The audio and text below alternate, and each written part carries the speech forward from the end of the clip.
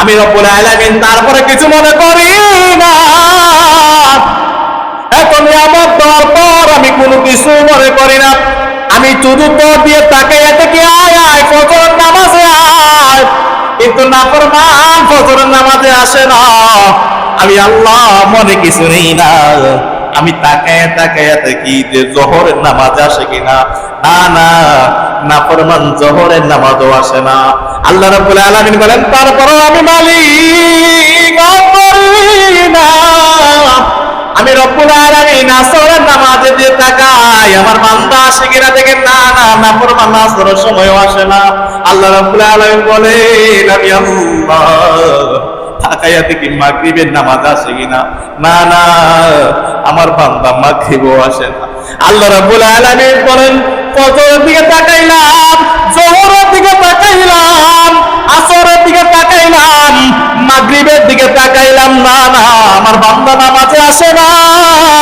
তারপর আমি মালিক বেজার না, আমি আল্লাহ তাকাইয়া দেখি আমার বান্দা এশার নামাজে আসে না। না, বান্দা এশার নামাজও আসে না।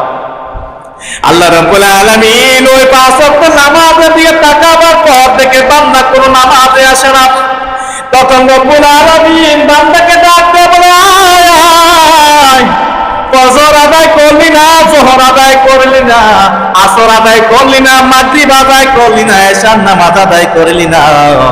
ওই তাহাজ্জুদের সময় মুয়াজ্জিন তোকে ফজর ডাকলো, আসরে যোহরে মাগরিবে এশায় ডাকলো, আইলি না। আমি মুয়াজ্জিনকে বাদ দিয়া আমি মালিক নিজে আইসা ওই তাহাজ্জুদের সময় কত মাস মানে আমি নিজে মালিকা কত মাস মানে আইসা আমি আমার বান্দাকে ডাক দিয়া